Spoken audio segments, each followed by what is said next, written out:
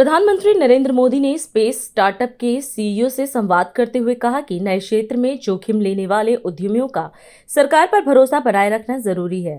उन्होंने कहा कि नीतियों से निरंतरता से निवेशकों और उद्यमियों का विश्वास बढ़ता है। वहीं स्काई रूट के सीईओ ने बताया कि कंपनी भारत का पहला स्पेस टेक यूनिकॉर्न बन चुकी है और जुलाई में भारत का पहला निजी रॉकेट सफलतापूर्वक लॉन्च किया गया है। उन्होंने कहा कि भविष्य में हर सप्ताह और आगे चलकर प्रतिदिन कई रॉकेट लॉन्च करने का लक्ष्य है। प्रधानमंत्री ने भारत को वैश्विक स्पेस प्रतिभाओं के लिए आकर्षक केंद्र बनाने पर भी जोर दिया।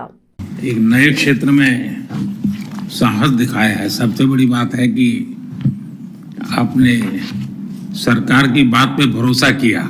मेरा एक मत रहा कि जो भी हम निर्णय करें हम उसमें कंसिस्टेंट रहे, हम बार बार उसमें बदलाव न करें, ताकि कोई भी रिस्क लेना चाहता है तो उसको भरोसा रहे कि भाई ठीक है, मेरी गलती के कारण गड़बड़ होगा तो ठीक है, लेकिन कोई मेरा हाथ नहीं छोड़ देगा।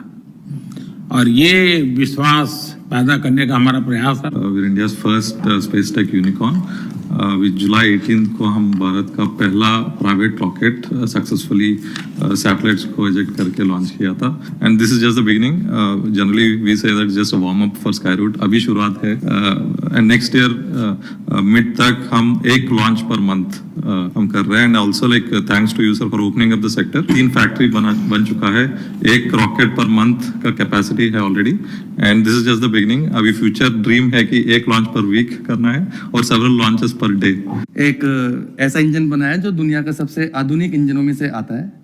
सर इसको अभी हमने तैयार किया है, इसकी टेस्टिंग जारी है। उनका कॉन्फिडेंस है इन्वेस्टर्स का। स्काई रूट का जो लॉन्च हुआ है फर्स्ट, उसके बाद से बढ़ गया है। अच्छा वो रूट आपको कब आ रहा है? वो बहुत काम आ रहा है। दुनिया अब भारत के स्टार्टअप को खोजती होगी, भाई कौन है इसमें, क्योंकि एक जब ब्रेक थ्रू होता है तो तुरंत लोगों का ध्यान जाता है। I think space industry open होने के बाद हमने एक बहुत अच्छी सी ट्रेंड देखी है। हमारे जितने सिटीजन यूएस और यूरोप में वे वापस आके हमारे साथ काम करना चाह रहे हैं। बहुत लोगों को हमें जोड़ना है।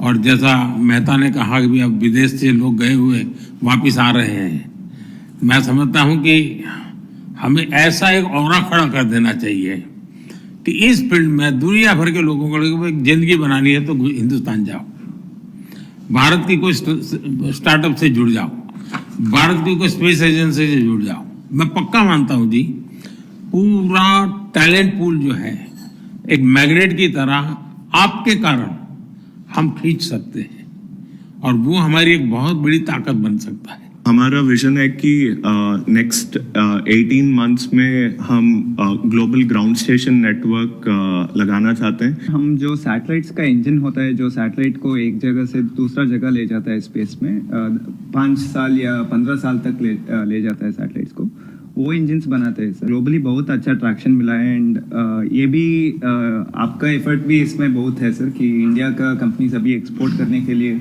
गवर्नमेंट का सपोर्ट है। कॉस्ट में हम बहुत कॉम्पिटिटिव है, टैलेंट में तो कोई प्रश्न ही नहीं उठता है, और रिस्क टेकिंग कैपेसिटी हमारे देश के लोगों की वैसे भी ज्यादा होती है, और उसके कारण हम बहुत तेजी से अपनी जगह बना सकते हैं। This robotic spacecraft will go to space, physically capture the dead satellite and remove it from the orbit. We are the first Indian company working on the docking and refueling technologies with the vision of establishing a fuel station in space. मेरा नाम अंतरिक्ष है, my co-founder Monika is also here. Sir हम India का first space pharma startup हैं।